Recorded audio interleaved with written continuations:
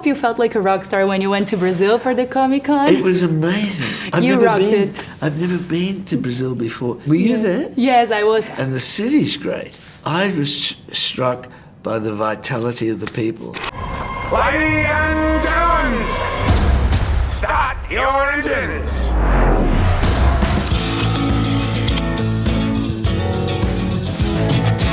Podem ligar os motores porque a gente chegou pro universo de Furiosa. Sim, gente, você não tá vendo errado. A gente vai ter mais um filme desse universo de Mad Max.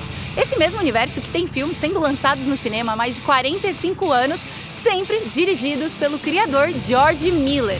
E agora, gente, a Warner me trouxe até aqui, Los Angeles, para eu conversar com o elenco. Sim, Anya Taylor-Joy é a Furiosa, essa personagem icônica, da qual a gente vai conhecer a história de origem dela, já que ela também aparece no primeiro Mad Max que a gente assistiu nos últimos anos.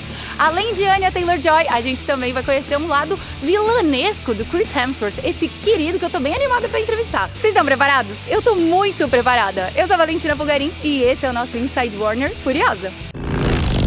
As a child, my world was forever changed. My mother was magnificent. And he took it all from me. My childhood, my mother, I want them back. Something that really amazes me in this movie is the fact that you had the story of Furiosa already before we saw Fury Road.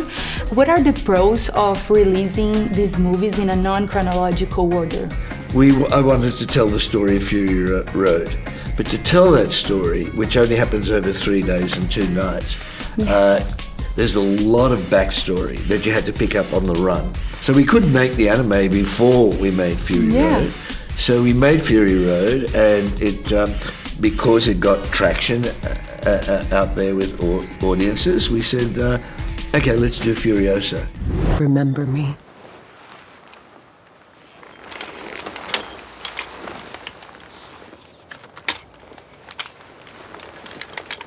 When you get the screenplay, how do you respond back to George to make sure the man knows you're serious about getting this job and you really want this? I think I got the script maybe the day before I auditioned, so it was less like, do I really want to do this? It was more, he just gave me the job and it was just happening. Like, of course, I think because he has such a storied past and his films are so incredible, it would be sort of strange for an actor to not want to be a part of it, maybe? It is. He's such a master, such an auteur, such a visionary that I think, you know, all of us are kind of lining up, waiting to be, you know, to be pulled into the mastermind, into the Dr. fray. George. Yeah. And I mean, I had a meeting with him 2 years before we started shooting, and we talked a lot about character, and that sort of, I guess, got me the part. But both of us had the same response. We saw Fury Road. It was just like, oh my God, this is one of the best films we've ever seen, and love to be a part of the world. And thankfully, we were brought in. We were brought in, yeah. I am the great Dementius, and I rule the wasteland like Remember me. Was there any inputs that you had on set in Fury Road that actually made your life easier when you got back to the desert for Furiosa? On the first Fury Road, when you're designing post-apocalyptic world, everything had to be made from found objects repurposed. So everything you saw, like even Max's mask, was made of a garden fork. That took a while to get that through all of our design crew, all of our costumes and props and vehicle designers and whatever. And also there was the notion that just because the world is basically reduced and impoverished, it doesn't mean that people stop making beautiful things. E esse Inside Warner tá cheio de surpresas. Quem aí lembra que a Anya Taylor-Joy deu uma passadinha no Brasil pra nossa CCXP? Pois é, ela também passou na CCXP do México e conversou com Gaby Cam, minha amiga apresentadora da Warner Channel Latam. Olá, Brasil! Então vamos lá ver o que elas conversaram e foi tudo em espanhol, hein? En esta película hay un momento donde a Furiosa le preguntan si tiene lo que se necesita para hacerlo épico. ¿Te has hecho esa pregunta en algún momento de tu vida y cómo te ha ayudado Furiosa a responderla? Creo que esta película me mostró la tenacidad que tengo. Fue un rodaje muy duro, estamos todos muy cansados, pero ¿cómo podemos hacer esto más mágico? Do you have it in you to make it epic? Y algo que a mí me impactó de esta película es que yo vi a un personaje, no vi a dos actrices interpretándolo. Gracias. ¿Tú te ves a ti misma en las demás personas que interpretan a Furiosa? Fue finalmente cuando como estaba vestida un poquitito más de una manera como la conocemos a Furiosa, había mucha gente del crew que había trabajado en Fury Road y cuando primero salí del trailer, todos hicieron como un... Yo pensé, ok, bueno, esto va a funcionar, va a funcionar. Al principio hablábamos mucho del pelo. Furiosa tiene una esperanza que puede volver a su casa todavía siendo parte de esa chiquitita que la robaron. Entonces, en el momento donde se le sacamos el pelo, te das cuenta que no se puede volver de la misma manera y ahora es una criatura diferente. There will always be war, but to get home, Furiosa fought the world.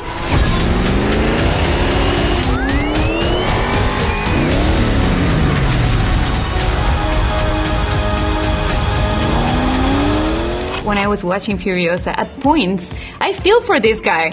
Even though he's a horrible person, what was the key for you to connect with whatever's left of him, of humanity? He's a brutal individual, but he is a product of the wasteland, which is this, very harsh environment. And he has also suffered and lost people that he cared about. And our circumstances don't define us. It is the decisions we make. And you see Furiosa ultimately make more noble decisions, and Dementius makes some pretty brutal ones. But I appreciate you saying that. He's funny even, which is funny, crazy. Yeah, and that was something I talked to George a lot about, was in order for him to amass a large group of followers, there needed to be a charisma about him, and there was a woo people into a false sense of security or comfort. And then it makes it a little bit more unpredictable when they do something violent on screen. For instance, with Dementius, I think sort of taking people on a bit of a ride was a lot of fun. So I know George suggested you to journal. Yeah. What did you journal about? What kind of things would I read in that journal? As Dementius, I was trying to journal and write things that in his voice, and a lot of it was about his trauma, but from the past. I think what really helped me land or have a better handle on the character was, this is where he's come from. This is what happened to him. He may have lost a child. He may have, or he has suffered as well. And so you begin to go, well, who knows how you'd act in that space. No shame in hate. It's one of the great forces of nature.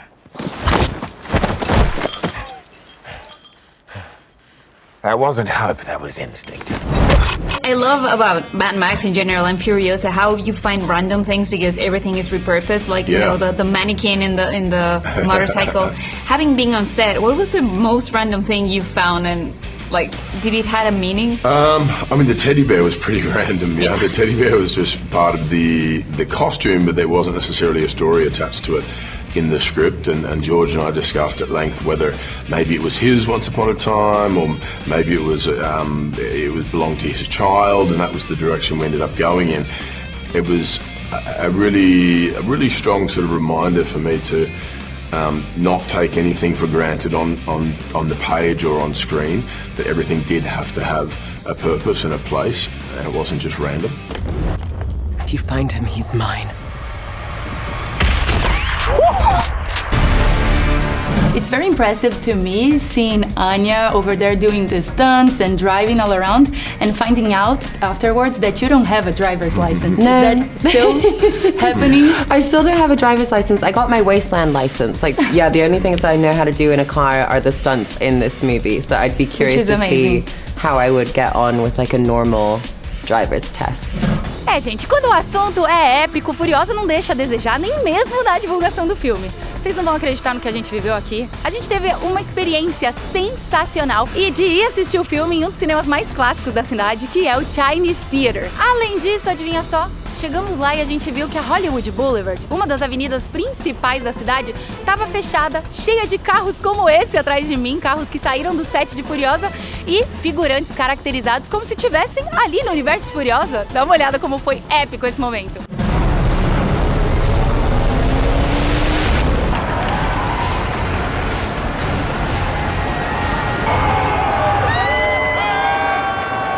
my producer from Argentina. We brought you like the ones that are filled with dulce de leche. Yes, thank you. You have no idea. I think that's your snack today. What are they? Like alfajores, they have dulce de leche inside of them, and they are so They're from Mar del Plata. They're amazing. Yeah. Like a cigar box. Thank awesome. you. Thank you. Thank you so much. Deu pra sentir aí um pouco dessa vibrante aventura daí de casa? Gente, foi incrível conhecer mais sobre essa saga lendária e conversar um pouco com o diretor e o elenco sobre esse filme espetacular. E ó, o rugido dos motores tá anunciando, tá? Você não pode perder de jeito nenhum esse lançamento lá no cinema no dia 23 de maio. Não perde tempo, tá, gente? Eu quero ver você lá assistindo Furiosa no primeiro fim de semana da estreia. Não esquece também de seguir a Warner Channel Brasil nas nossas redes sociais pra você não perder nenhuma novidade. É isso, gente. Eu sou a Valentina Pulgarín e esse foi o nosso épico Inside Warner Furiosa. Tchau!